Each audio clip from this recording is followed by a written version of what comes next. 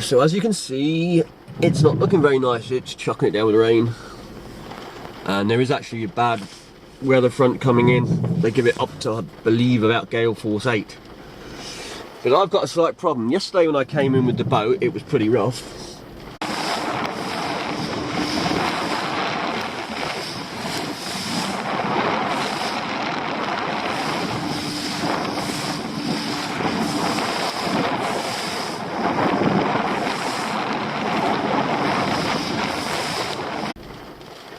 And I needed to get off the boat before the tide got too high on the beach, which you've probably heard me comment on before.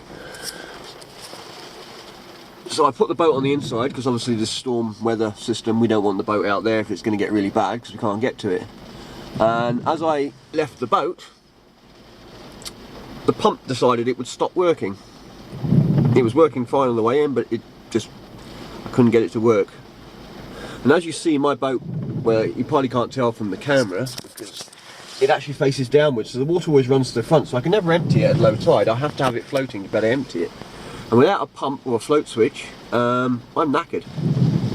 And with this weather coming, that's not going to help. And this is the side of boating that you don't see. You see maybe you see a bit of rough out there, but you see the nice side of it, the nice days out and the filming and that. And this is the reality of it sometimes, is this sort of thing, that I've got to go now down there and fix that before the tide comes in and the storm hits us.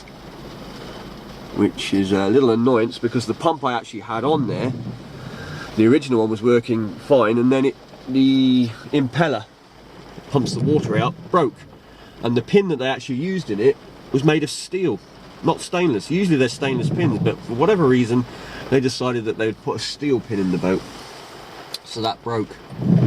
So I put in another pump that I had, and that one's lasted 3 days. If it's not the battery that's flat, the battery does seem alright from what I can tell. If it's not the battery, then it's another knackered pump. Right, I'll get back to you when I've done it. Well, it's done. I've taken the other pump out. Now this pump, I've only used it a few times in the past. It was just like a spare one. But again, I don't know if you can see in there or not, but this thing is jammed up, it's gone off centre. You can see it's probably broken. It's probably another steel pin one. So I've put him back in my old pump, which I had in for 2 years without any problem. I only changed it out because it was 2 years, and I decided to put another pump in and get a new one. Well, I've gone through 2 pumps in the space of a week. This one and another one I had. The other one I had wasn't bad though. The other one I had lasted like 18 months or something. But the problem with pumps is, like now, I've put my other pump back in. I haven't had a chance to test it because there's no water around it because of the way the boat is, and now I've got to risk my boat. If this keeps up all this rain, it fills up, and then we get a bloody great storm comes, and all that extra weight sloshing back and forth is not a good thing to have in your boat in a storm. All because of equipment. But I've got to say, the pump I have put in, I mean, it does work. I've tested it. I just can't test it with the water on it, obviously. That pump has been brilliant, and that was a Johnson pump. I bought one years ago. It was the cheapest pump at the time from my small boat, and it lasted for years, so I went out and got another one after I went through a couple of other pumps. Got a Johnson again. Absolutely brilliant. I say 2 years, still running, but how good it is, I don't know. Like I say, I think I switched it out because it was just getting old. Right, I'm going home. I'm not going to go fishing, that's for sure. Okay, so we come to Mixed Fishing Supplies today. It's part of Aladdin's Cave in Guernsey, and we're going to be buying some fishing tackle and getting a new rod. And if you want to know where this is, I'll leave a link in the description and where you can find it. Right, let's have a look for some hooks.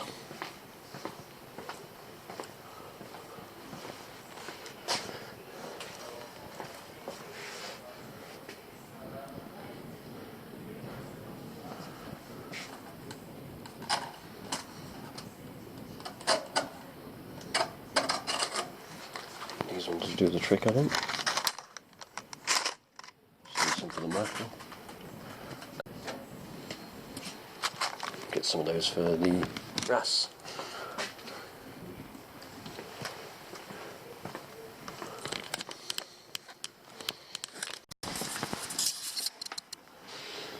Got some jigs down here for squid. Just need to find.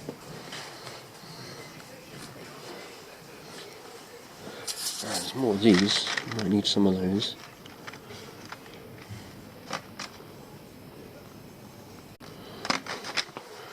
Get the longer ones.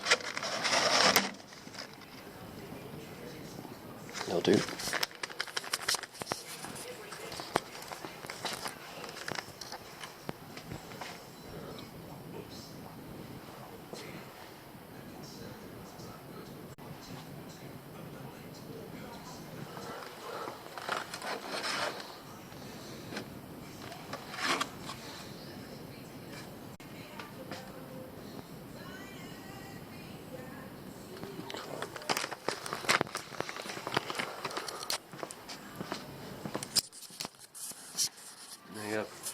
Potting stuff, you've also got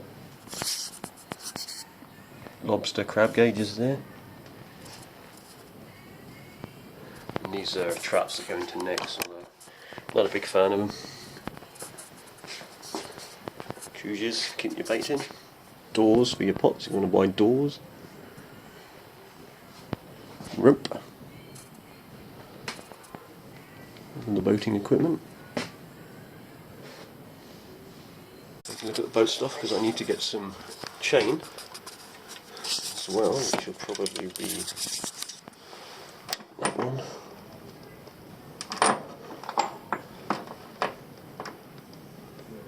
£2 a foot. Okay. I'll pick that up today. And I need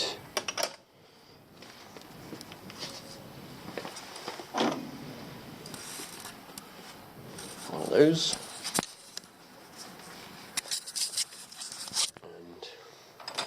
And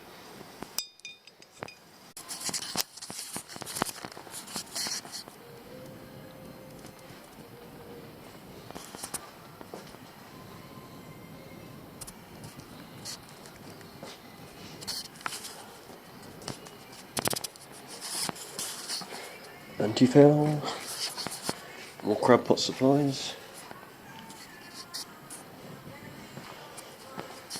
And all the fishing rods. This is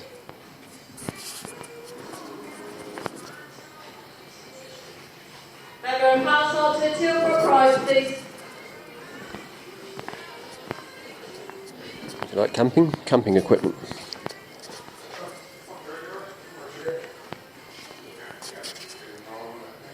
Which reminds me, we need to pick some more gas up for our cooker on the stove.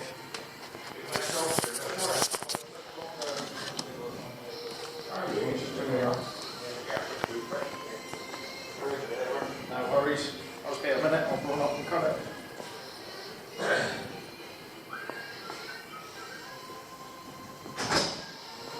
Sorry, Christine, gentleman's found the prize, thank you.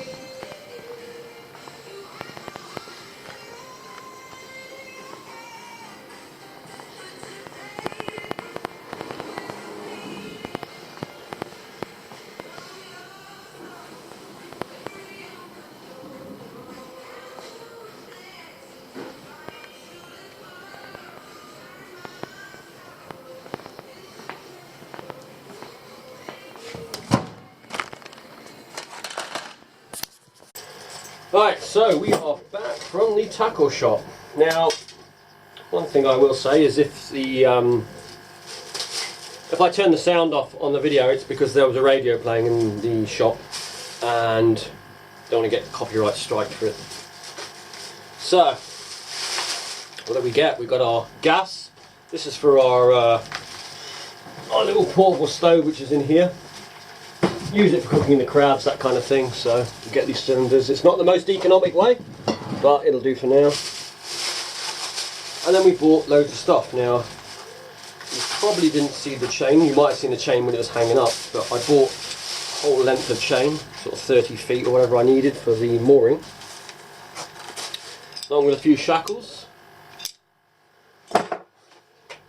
We got some 4-0 hooks. This is for doing the mackerel lines. And I also picked up these. Now these are really tough little hat hooks, sort of almost like circle hooks, but not quite.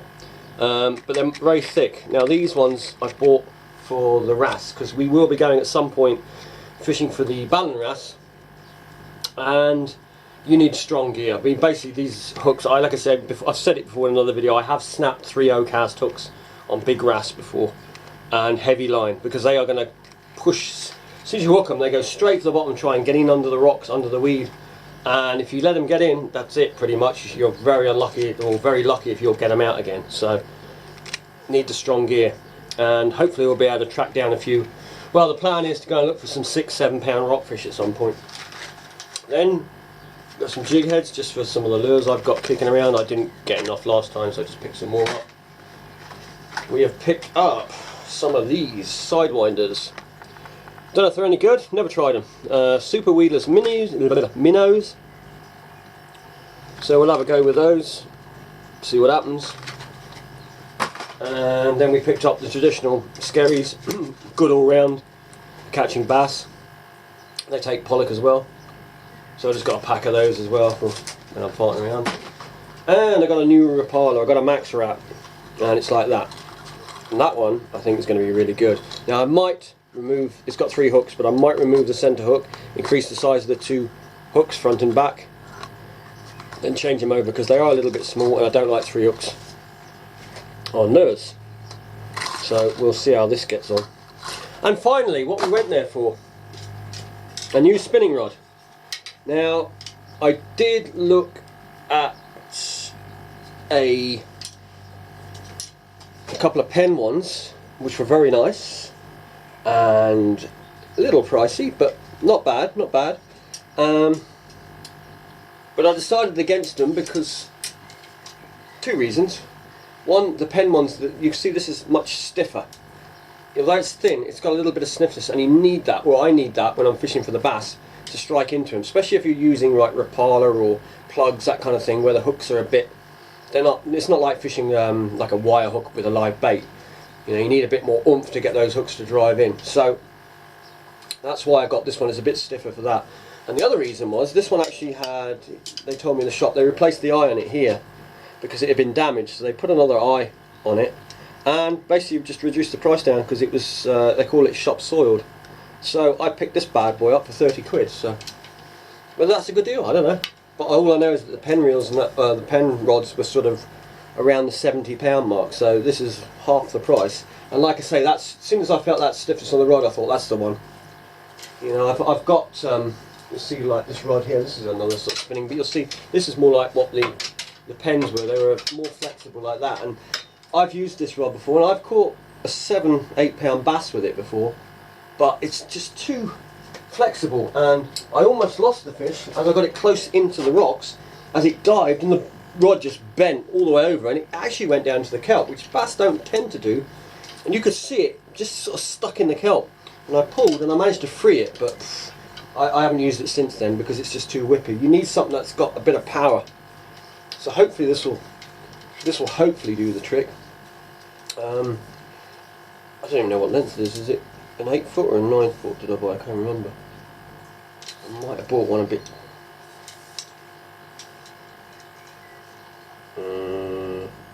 Yeah, 9 foot. So it's a 9 foot, casting 15 to 40 gram.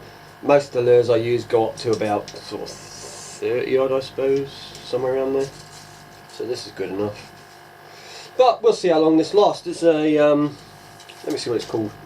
You're probably all dying to know that. It is an Abu Garcia, and it is called a Vendetta. So, yeah, looks nice. Cork handles, carbon rod. We'll find out. This will be coming out with us when we next go out spinning, or even off the shore, and that I'll take it free lining, that kind of thing. And I'll do my old traditional thing of, if I can find one. Yeah, there we go. Bit of bicycle inner tube. Doesn't rot like a elastic band does, and you just pop it over the base like that. This one's probably, this rod's actually a little bit narrow. Better on beach casters, but you can double them over. Basically what you do is stick it down there like that, and it just stays on the rod, that, and it just so you can put your rod together like that when you're not using it. It's not flapping around everywhere. So there you go. The Vendetta. Nice name.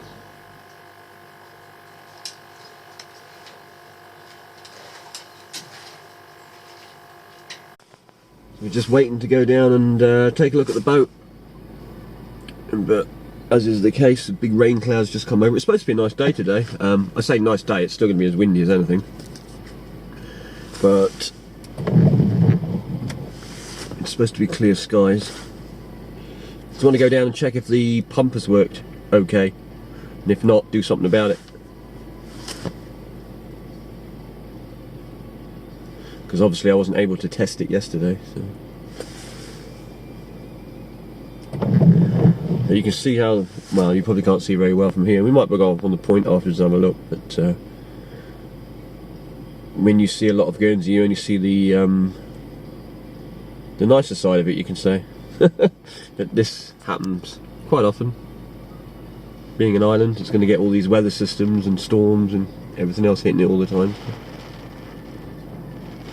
Right, we'll be back when there's a break in the weather.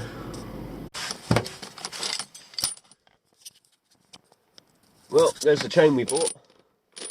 I actually bought one, I had one last year or the year before, but I never fitted it, so I ended up taking it out and putting it on the outer mooring because that was more important at the time. And the inner one I just put an extra mooring rope on. But I bought one this year. I don't know whether I'll put it on now or wait till later. I'm going to check it anyway now, so we'll see what condition the other one's in. I know it's wearing out, but how it's fared in the storm.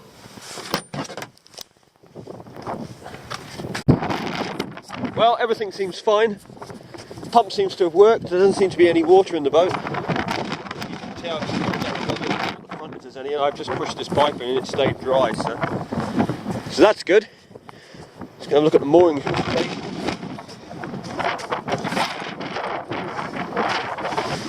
You can see it's quite thin, the chain, but it's still strong. Just going to make sure you check all the links on the top part. As you go further down, it's thicker. It's always at the top that it wears the quickest. But we'll replace this chain at some point. You see, we'll take it down to here where the chain is good, and it's double chained into the sand to the Deadman along with the cable. But you can see the extra mooring rope is in there anyway.